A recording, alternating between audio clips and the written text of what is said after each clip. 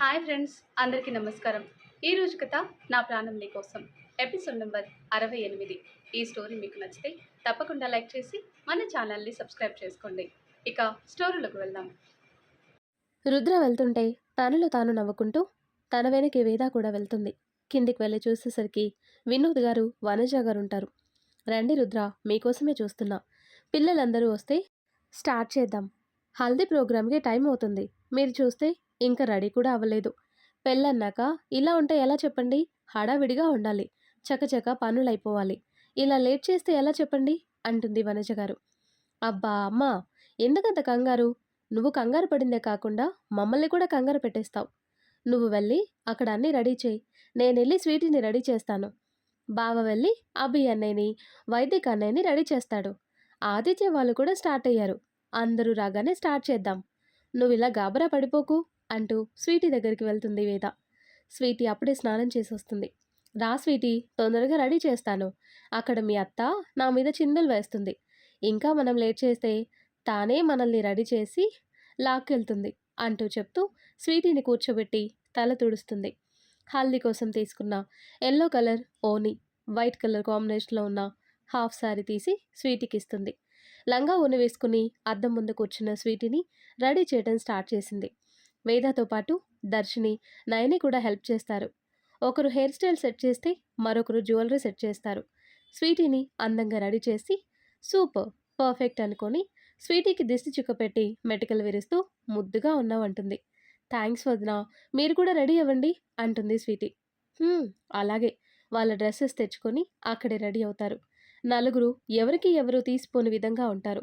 బుట్ట బొమ్మల్లా రెడీ అయ్యి బయటికి వస్తారు. అప్పటికే రుద్ర వాళ్ళు కూడా ఎల్లో కలర్ కుర్తాలు వేసుకొని రెడీ అయి ఉంటారు. అప్పటికి ఆదిత్య వాళ్ళు కూడా వచ్చేశారు. విక్కీ కూడా వాళ్ళతో పాటు వస్తాడు. గ్యాంగ్ మొత్తం గార్డెన్లో రెడీగా ఉంటారు.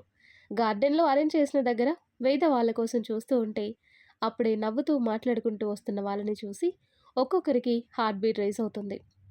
అబ్బా, వీళ్ళు రెడీ అయ్యి మన హార్ట్ కొల్లగొడుతున్నారు అనుకుంటారు.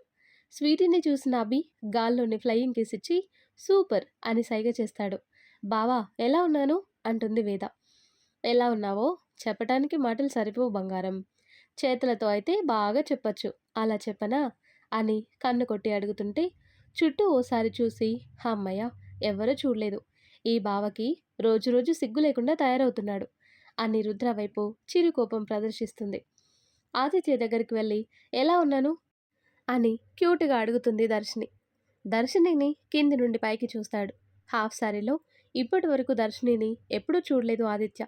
ఫస్ట్ టైం చూడటం ఎల్లో కలర్ హాఫ్ శారీలో. అప్పుడే విరబూసిన బంతి పువ్వులా అనిపించింది. కొన్ని సెకండ్స్ అలానే చూస్తూ ఉండిపోతాడు. మిమ్మల్ని ఎలా ఉన్నాను, బాలేనా అన్న దర్శిని పిలుపుకి తేరుకొని ఓకే పర్లేదు అంటాడు. ఏంటి పర్లేదా అంటే యావరేజ్గా ఉన్నానా అని పెదవి విరిచి కళ్ళు టపటపలాడిస్తూ చూస్తుంటే నిజంగా ఆ టైంలో ఒక క్యూట్ డాల్ లాగా అనిపించింది ఆదిత్య కళ్ళకి. అందంగా నవ్వేస్తూ క్యూట్ డాల్ లాగా ఉన్నావు అంటూ దర్శిని బుగ్గలు లాగి చెప్తాడు. ఆదిత్య తనని క్యూట్ అనేసరికి దర్శిని స్టమక్లో బటర్ఫ్లైస్ ఎగురుతుంటాయి. థ్యాంక్స్ ఆదిత్య గారు అని బ్రైట్ స్మైల్తో చెప్తుంటే పద, అక్కడ స్టార్ట్ చేశారు కదా అంటూ దర్శినితో పాటు ముందుకు వెళ్తాడు. స్వీటీని ఒకవైపు కూర్చోబెడితే మరోవైపు అభిని, వైదిక్ని కూర్చోబెడతారు. ఆడవాళ్ళందరూ ముందు స్వీటీకి పసుపు రాసి మంగళ స్నానం చేయిస్తారు.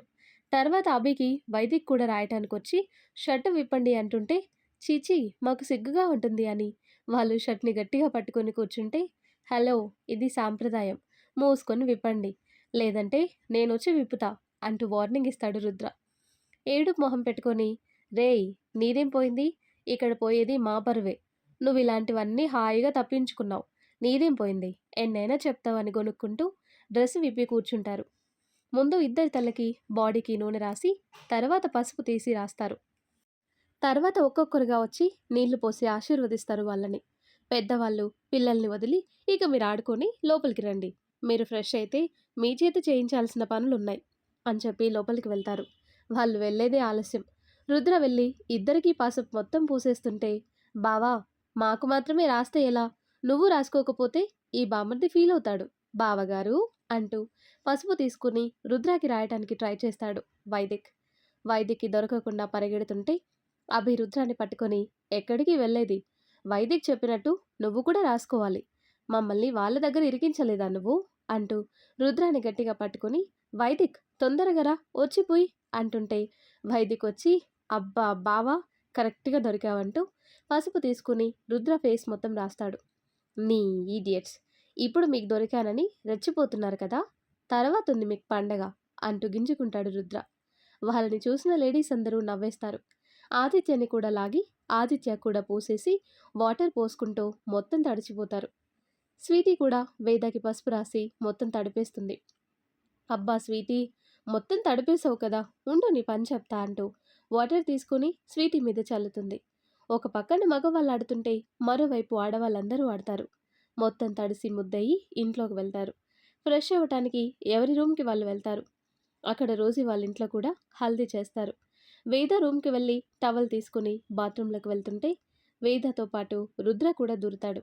బావా నువ్వేంటి అని కంగారుగా చూస్తుంటే, బాత్రూంలోకి ఎందుకు వస్తారు శ్రీ? ఫ్రెష్ అవటానికి. అది కూడా తెలీదా? ఇది కూడా తెలియకుండానే డాక్టర్ ఎలా అయ్యావు మరదల పిల్ల అంటూ షర్ట్ విప్పి పక్కన వేస్తాడు. రుద్ర చూపులో తేడా గమనించి, అయితే నువ్వు ముందు ఫ్రెష్ అవ్వు బావా, నేను తర్వాత ఫ్రెష్ అవుతాను అంటూ బయటికి వెళ్తుంటే వేద చేయి పట్టుకుని ఫోర్స్గా తన వైపు లాక్కొని షవర్ ఆన్ చేస్తాడు. ఒక్కసారిగా షాక్ అయ్యి ఫ్రీజ్ అవుతుంది వాటర్ పడుతుంటే.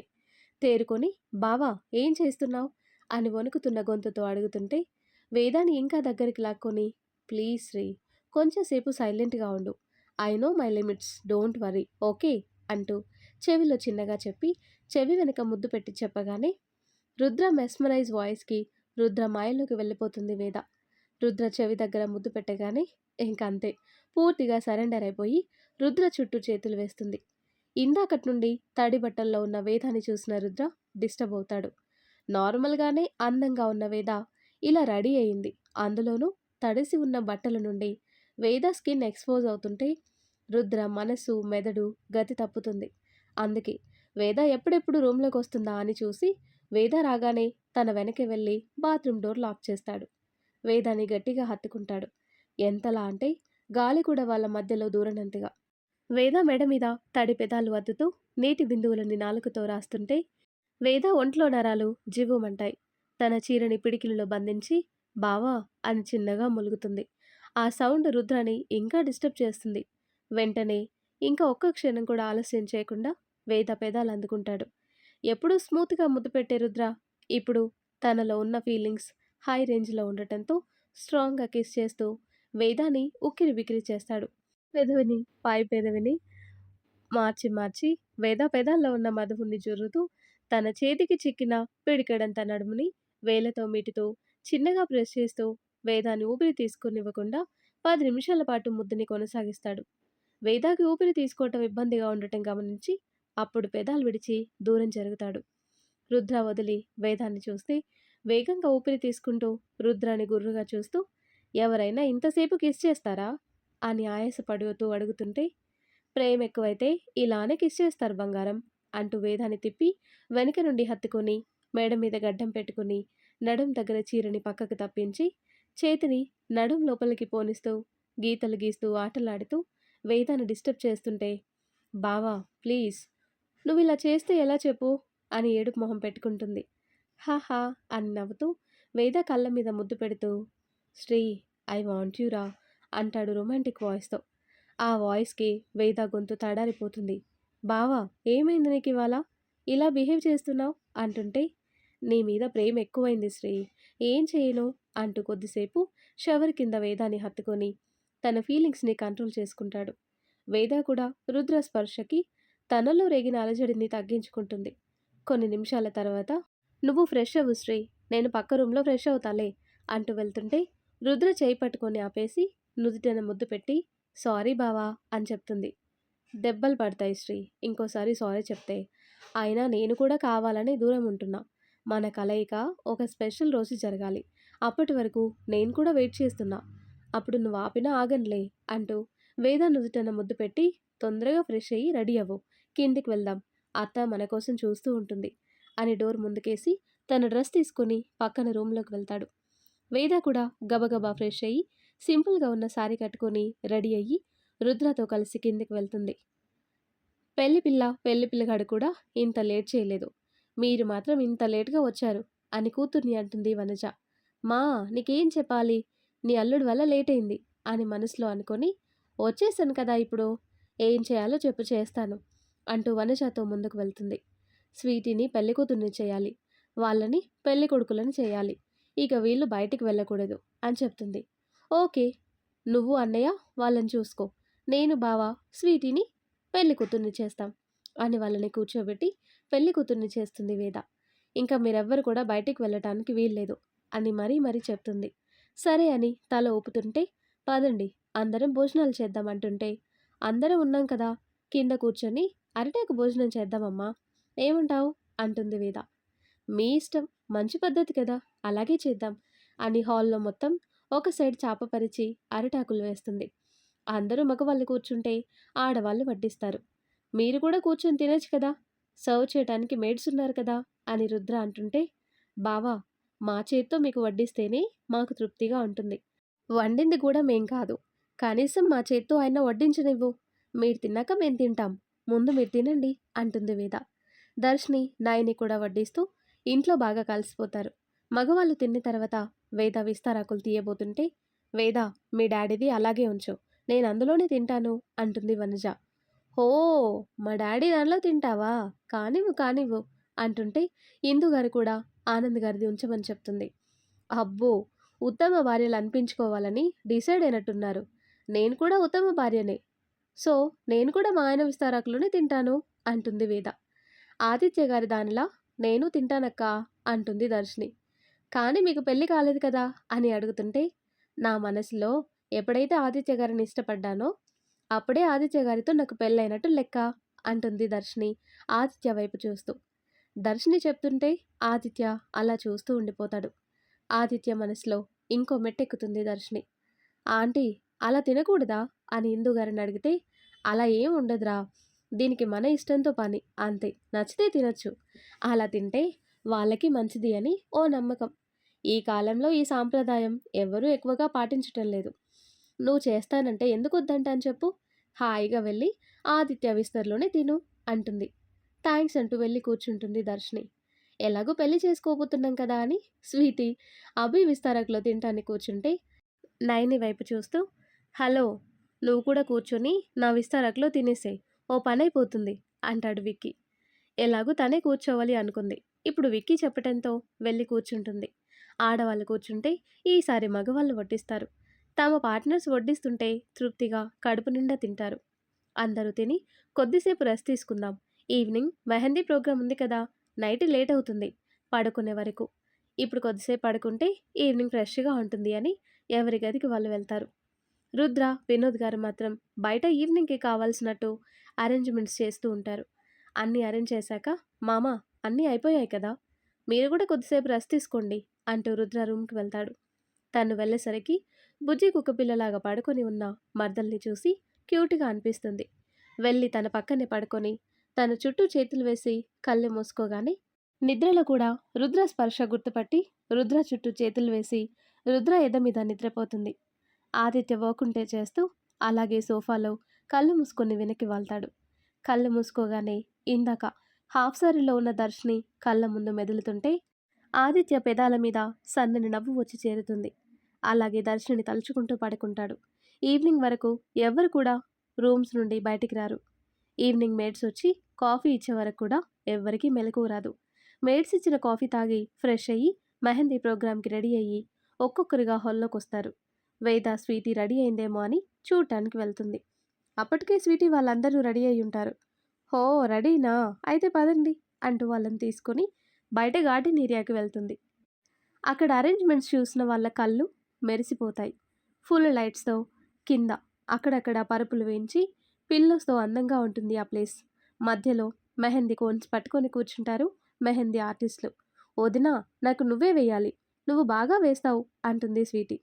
నేనెందుకు స్వీటీ, వాళ్ళు ఇంకా బాగా వేస్తారు కదా అని అంటుంటే, లేదు నువ్వే వేయాలి, మంచి మనసుతో నువ్వు వేస్తే నాకు మంచి జరుగుతుంది, ప్లీజ్ అందరికీ వాళ్ళు వేస్తారు, నాకు అభికి మాత్రం నువ్వే వేయాలి అంటుంది స్వీటీ. ఓకే నీ ఇష్టం అని స్వీటీని తీసుకొని వెళ్ళి అక్కడున్న పరుపు మీద కూర్చోబెట్టి తను కూడా కూర్చొని మెహందీ వేయటం స్టార్ట్ చేస్తుంది. మిగతా వాళ్ళకి మాత్రం ఓ చిన్న మెహందీ ఆర్టిస్టులు వేస్తారు. స్వీటీకి వేయటం అయిపోగానే అభిని కూర్చోబెట్టి సింపుల్గా వేస్తుంది. చాలు సిస్టర్, ఎక్కువగా వేయకండి అంటాడు అభి. సరే అంటూ వైదికన్నయ్య ఇలారా, నీకు కూడా నేను వేస్తాను అని వేస్తుంది. ఎర్రగా పండాలి. అప్పుడే రోజీకి నువ్వంటే ఇష్టం ఉన్నట్టు అన్నయ్య అంటుంటే, హా పండకపోతే నీ ఫ్రెండ్ సంగతి చెప్తాను అంటాడు. వైదికి వేయటం అయ్యాక బావా అని రుద్రాన్ని పిలుస్తుంది. "హ్మ్, ఏంటి నాకు కూడా వేస్తావా ఏంటి అంటాడు భయంగా. బావా అని రాగం తీస్తూ, నువ్వు వేయించుకో కానీ నాకు వెయ్యు ఇలారా అంటూ రుద్రాన్ని లాక్కొని, నాకు నువ్వే పెట్టు అంటూ చేతులు చాపుతుంది. ఒసేయ్ నాకు రాదురా, వాళ్ళు మంచిగా పెడతారు అంటుంటే, లేదు నాకు నువ్వే పెట్టాలి, నీ చేత్తో పెట్టించుకోవాలనుంది. నీకు వచ్చినట్టు పెట్టు, నాకు డిజైన్ ముఖ్యం కాదు, నువ్వు పెట్టడం ముఖ్యం. ప్లీజ్ ప్లీజ్ బావా పెట్టవా అని క్యూట్గా అడుగుతుంటే, రాక్షసి క్యూట్నెస్తో నన్ను పిచ్చెక్కిస్తుంది ముద్దుగా అనుకొని కోన్ తీసుకొని ఫోన్లో ఒక డిజైన్ చూసి వేదాకి పెట్టడానికి ట్రై చేస్తాడు. రుద్ర కోన్ వేస్తుంటే అపురూపంగా చూస్తుంది వేద. రే బావా ఒకసారి ఇలా చూడు, ఒక ఫోటో తీసుకుంటా, ది గ్రేట్ రుద్రాయన్ వర్మ గారు మెహందీ వేస్తున్నారు అని పోస్ట్ పెట్టానే అనుకో అంటూ నవ్వుతూ ఫొటోస్ తీస్తుంటే పక్కనున్న పిల్లోస్ తీసుకుని వైదిక్ మీద విసురుతూ, ఆ ఫొటోస్ కనుక డిలీట్ చేయలేదో రోజీ దగ్గర నిన్ను అడ్డంగా బుక్ చేస్తా, ఇక నీ ఇష్టం ఆలోచించుకో అంటాడు సైడ్ స్మెల్తో. అమ్మో వద్దులే బావా, నీ ఫొటోస్ ఏం లేవు, ఇప్పుడే డిలీట్ చేస్తాను అంటూ డిలీట్ చేసి కామ్గా కూర్చుని రోజీకి వీడియో కాల్ చేస్తాడు. వేద రెండు చేతులకి తనకి వచ్చినట్టు డిజైన్స్తో నింపేస్తాడు. మరి ఆ తర్వాత ఏం జరుగుతుందో నెక్స్ట్ వీడియోలో తెలుసుకుందాం. ఎంతో కూల్గా ఉండే ఈ స్టోరీ నెక్స్ట్ పార్ట్స్ కోసం ఈ వీడియో లైక్ చేసి మన ఛానల్ని తప్పకుండా సబ్స్క్రైబ్ చేయండి. Thanks for watching.